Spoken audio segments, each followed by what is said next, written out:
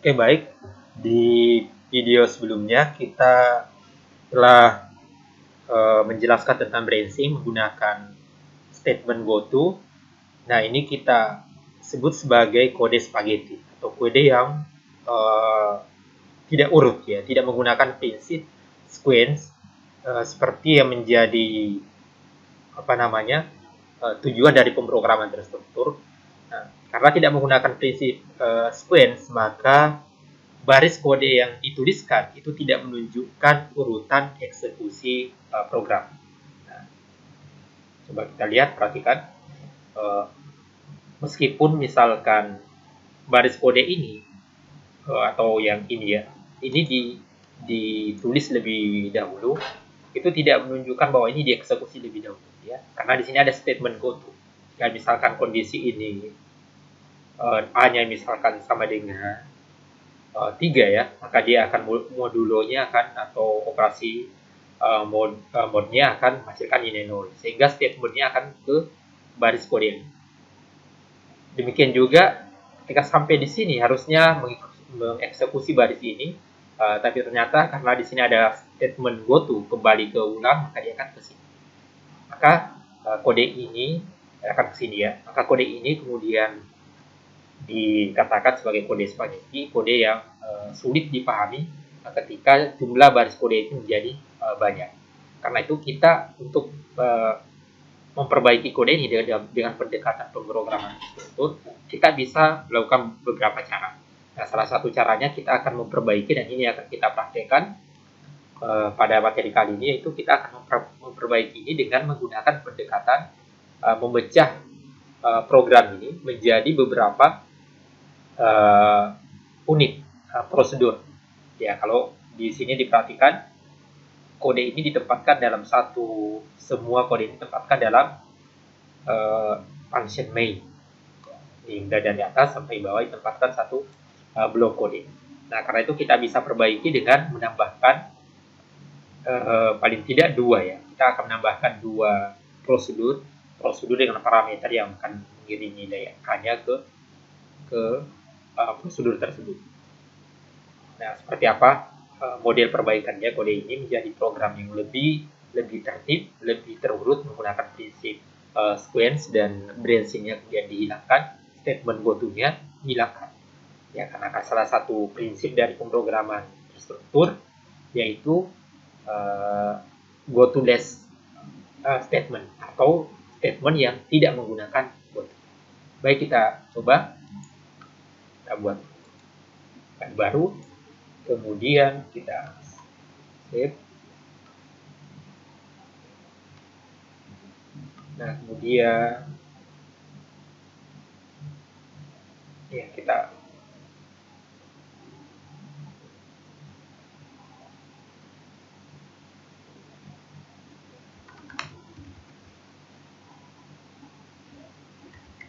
jadi,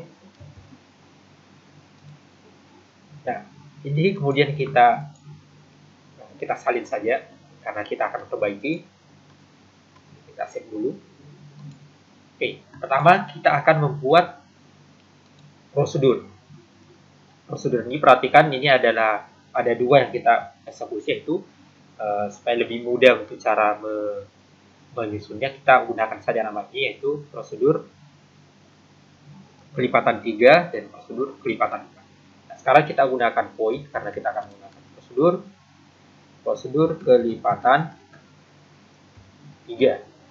Nah, kita gunakan di sini kita akan nanti mengambil ini, mencetak nilai atau angka A-nya, berarti A-nya akan kita kirimkan sebagai parameter. Kita akan tambahkan A sebagai parameter, sehingga nanti A-nya bisa dikirim sebagai argumen. Oke, nah, output dari sini kita bisa salin di sini. Ya, kita bisa salin ini, kita tinggal salin saja. Ya. Ini kita tambahkan di sini. Oke, nah, kita sudah menambahkan. Nah, demikian juga untuk yang kelipatan 4, kelipatan 4. Oke. Nah, sama kita akan juga menyalin yang ini. Kita akan menyalin output dari kelipatan 4. Ctrl C. Kemudian kita akan dari sini.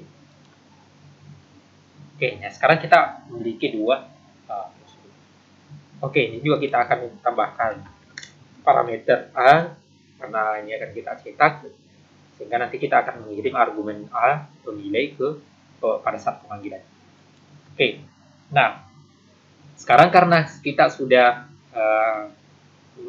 komposisi ini atau dekomposisi ini menjadi menjadi dua buah prosedur, maka baris kode ini sudah kita tidak butuhkan lagi. Kita tinggal hapus.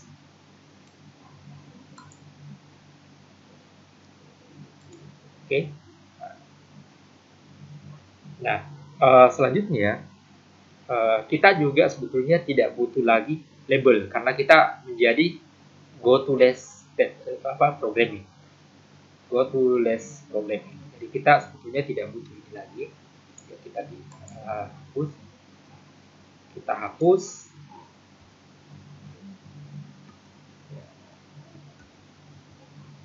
Nah, dan ini juga kita tidak butuhkan lagi.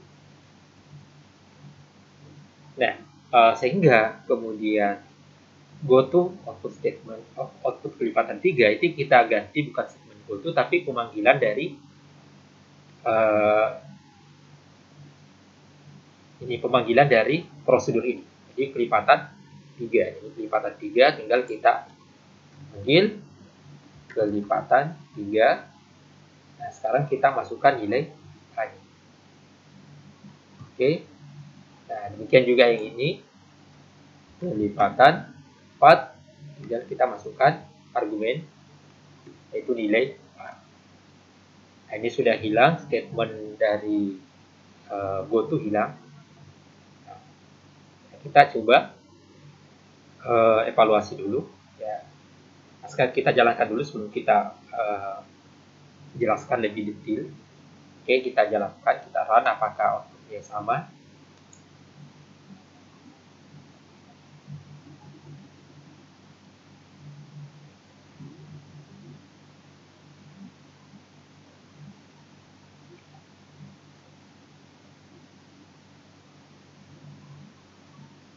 Oke, ini outputnya dan ini output program sebelumnya.